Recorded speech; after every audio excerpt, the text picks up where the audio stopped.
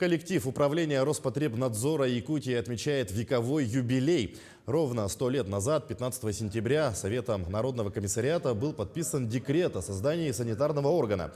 С тех пор началась большая работа по улучшению санитарного состояния страны, профилактике заболеваний и борьба с эпидемией.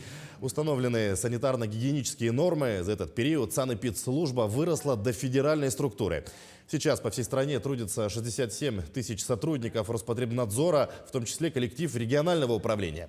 Сегодня на торжестве в здании Сахатеатра собрались санитарные врачи, лаборанты, а также ветераны этой сферы. Их поздравил глава республики С.Н. Николаев и пожелал успехов на этой ответственной работе.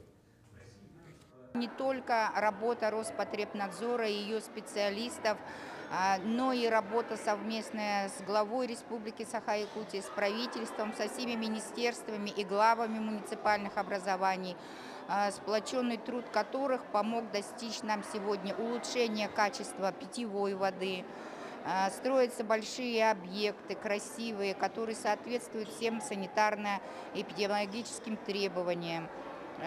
Воздух почище, для этого делаются тоже мероприятия, условия труда и быта нашего населения. Ну и, конечно, первоочередное – это дети, наше будущее. Поэтому всегда Якутия славилась и гордится тем, что двухразовое горячее питание у нас стопроцентно. Посмотрите, какие детские сады с бассейнами, школы с бассейнами. Поэтому это совместный труд.